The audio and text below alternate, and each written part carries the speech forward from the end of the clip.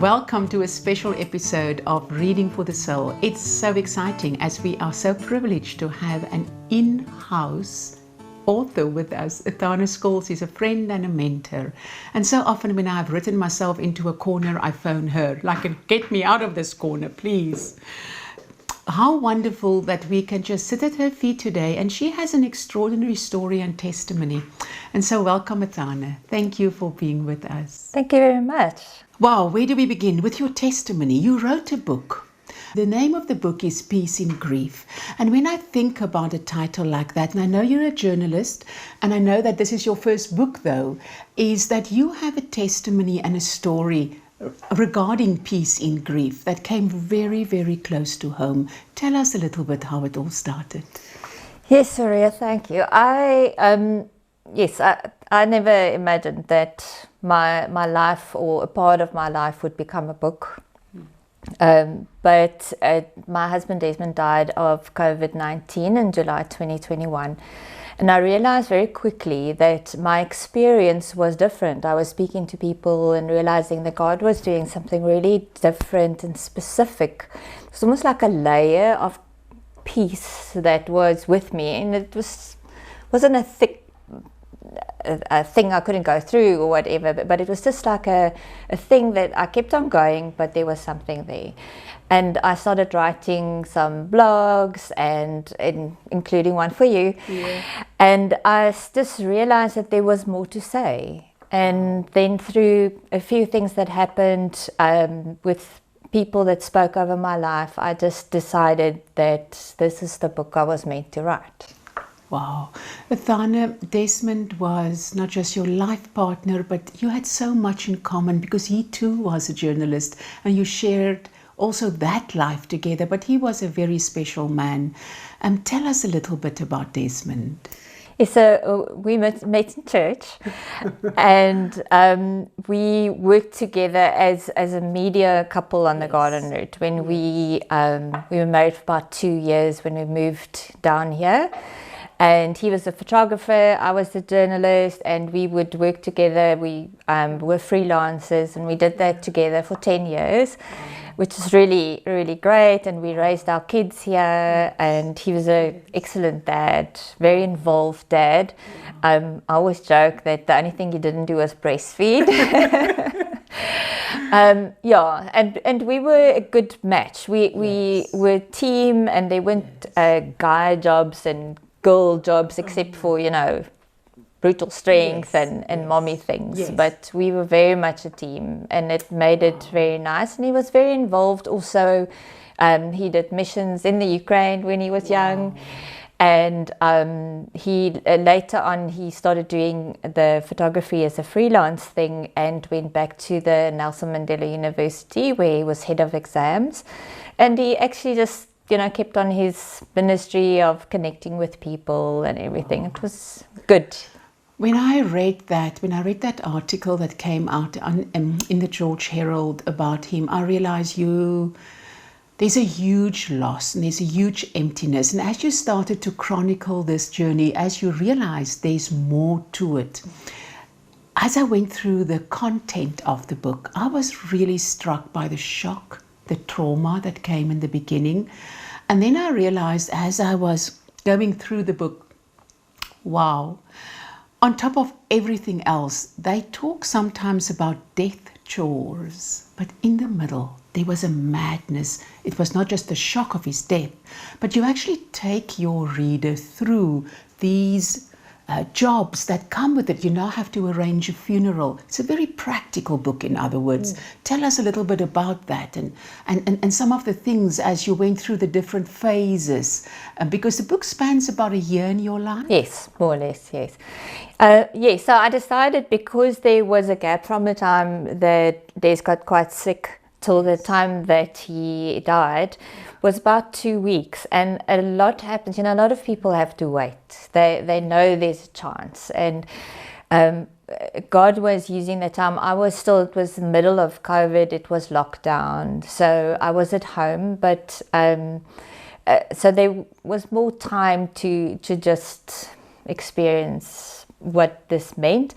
I think one of the big things that I realized immediately almost is that it's a all-encompassing thing that happens. You know, there's a physical side, there's a spiritual side, and you expect the emotions and you expect you have to rely on God, but you don't take into consideration that you might actually be physically tired or hysterical or numb or and then the mental stuff, you know, it's like your brain doesn't switch on, and you just keep on forgetting stuff, and you think, oh, what's wrong with me? And actually it is quite normal. It's what they call trauma brain. Yes. Wow. Because that is a trauma, and it's, you know, to go through the process of it is intense. And then the tasks are actually the easy stuff in the beginning, you know, having to arrange for speakers and stuff. I had a wonderful church that supported me, and they took a lot of the burden away from arrangements and things. And because it was COVID, there could only be 50 people there, which to me happened to have been quite a blessing. Some people, like all the people, I was completely overwhelmed. But it's because we had a live feed, you know, people from right over the world could see it. And it's also on my website still, you know, for people to have a look at it. Wow. Yeah. No, I remember because I also lost my mum, but I was very young. I was, in my early 20s. And I remember some of the stuff that came to me. I found it so complicated. I had to choose this and choose that. And I sat there and I was thinking, I don't want to do this now, you know, but you have to. Yeah. And so that's why I actually went to that part of the process, because afterwards, I think it is the grace of God that I got through. Yes. And I think we underestimate the power of prayer in that as well. Yes. And I could really feel afterwards that people prayed for me during that time. But Athane, there is something that I have noticed a couple of times, and that is people grieve so differently. So how do you, even in families, I have also read that there are certain statistics that if a husband and wife lose their children, often they end up divorcing because the one cannot understand why the other one grieves so vastly different. As you take us through your grieving process, how can other readers who might do it differently, how can they latch in and how can they learn and just get a few tips? I do have a bit of a survival guide. Yeah, so I have 3 sections. The one is actually to people who don't know what to say and don't know how to help other people going through the process. And you know, people say silly things and you're in such a raw space, and it's sometimes difficult to have grace and understand.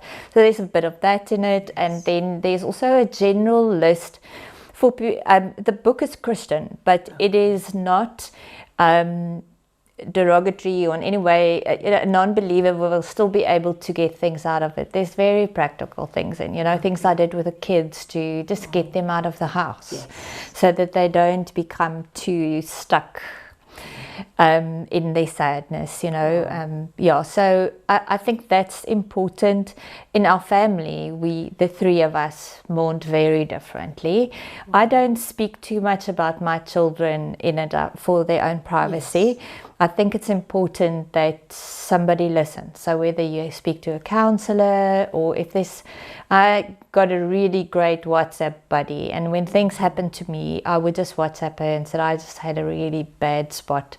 And sometimes she'll be somewhere and she's like, I'm going to pray for you when I get to the other side, or she'll just send me a little heart, and I'll just know, okay, somebody paid attention to this thing, you know. My daughter was very emotional, and that's how she processes, so she spoke a lot. My son initially retrieved completely, and I had to sort of, you know, get him to just go and play tennis so that he engages with people. So I think there's a bit of everything in the book. It does give my personal view. It's not a psychological, piece or anything like that. But I think there's enough in it to. I think it's the honesty and I'm really being sometimes very brutal. You know, I'm saying things that I feel other people don't have the capacity to say, because one, they might not have the words, and God gave me words. But sometimes because they're worried that their friends or their family are going to be upset or want to fix it, and actually you just want to hear, or you just want somebody to understand how terrible it is to lose a spouse, or you know, whatever. So I explain my bit, but it is it's open so that people can understand. Yeah, I think so many of us that also walk alongside other people who's grieving, we just need a little bit even of a guide to coach us. So I think it's very valuable what you have done, and I believe it's going to be a great tool. There was something else that struck me.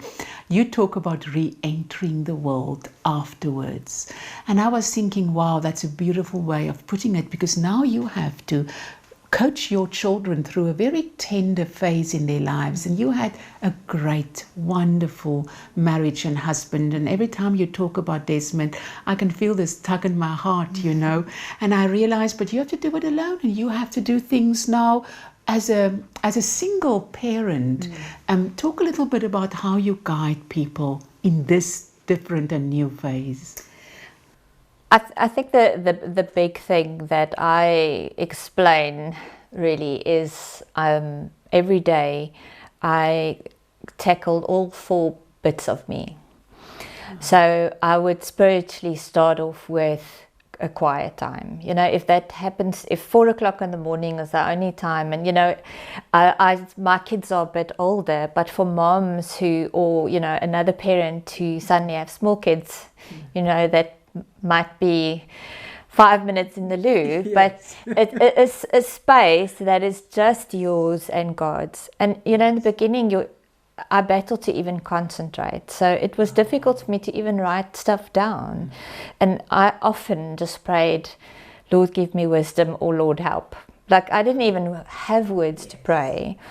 And I take them through very practical stuff, like physical things. You go walk around the block, you know, do something that will give you some oxygen in your head. It doesn't have to take a lot of time, but do something physically, do something spiritually.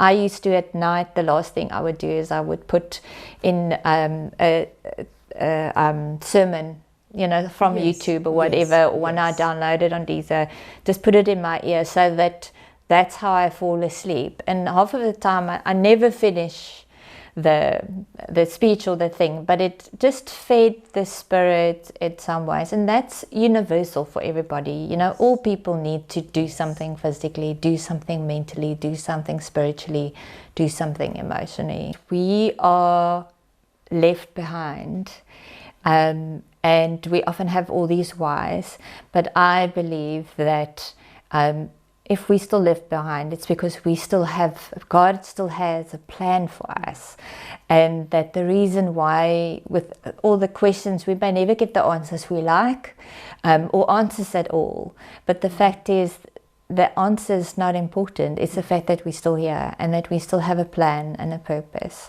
And a big part of this book is also about the fact that it's not just about the grief, you know, it's about the peace, and about what happens after this, or you know. So yeah. Wow. The 3 most important things for me specifically is you can, if you can do it without God, but why would you? Wow.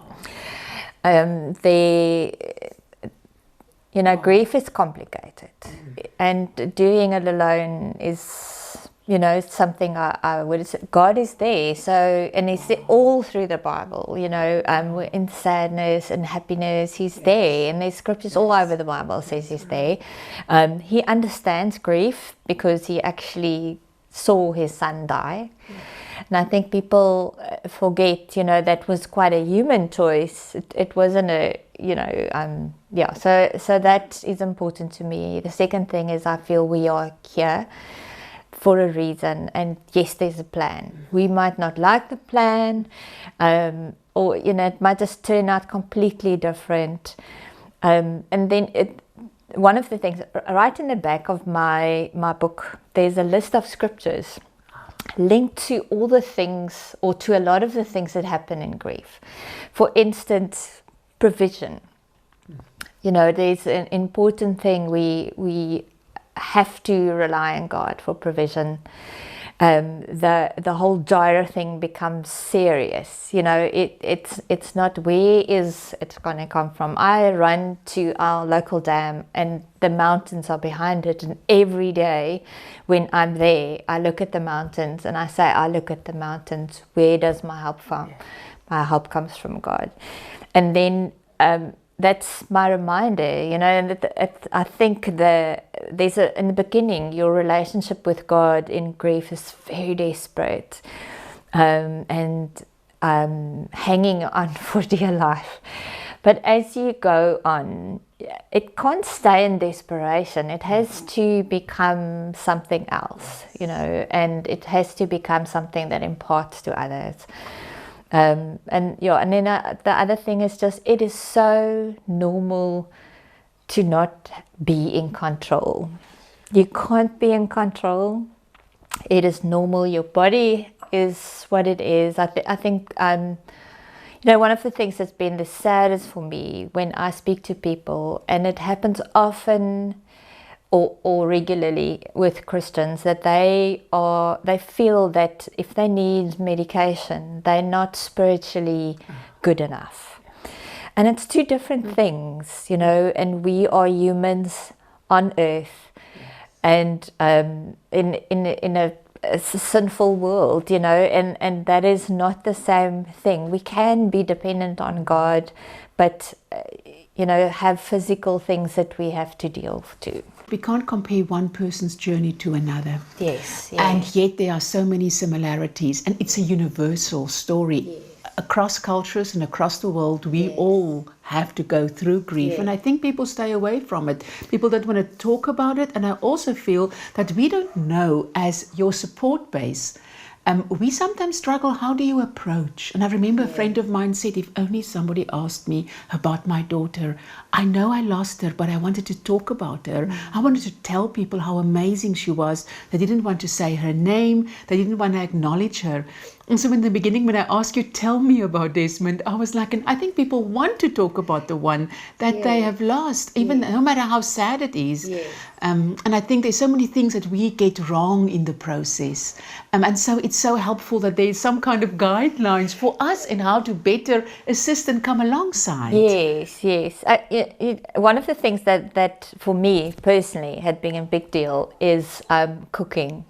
Wow. Man, a year later, you could still bring me a meal and I'm going to be so grateful. Yes. Because you know, there are so many things, and everything in your household is double, especially if the other person was an equal partner in the house. You know, so the house, the inside of the house, the outside of the house, your towels, your petrol, the car breaks down, you know, there is so much, and you can never not give a widower or a widower or a widow food. You can always give them food. Yes. A meal will always be welcome, you know, like every little burden that you can take away. She also mentioned just picking up the kids from school, just trying to keep their lives as normal as possible when they're younger also. I know it was during COVID, so it was a bit different in lockdown. But I realize there's so many practical things that we can come and do. To the readers, Peace in Grief is available from Amazon. Take a lot, and don't miss the Kindle version as well. Athane, I came across this quote. It says, life is like an onion. You peel it and sometimes you cry. I think all of us, we all go through periods of grief. And I think it's the one topic that we are afraid to tackle. So I want to thank you for your honesty, and for, as you say, brutal honesty as you guide us through this. Peace in grief, and there's a purpose and there's a plan awaiting those who's left behind. Thank you. Thank you, Athane. Appreciate.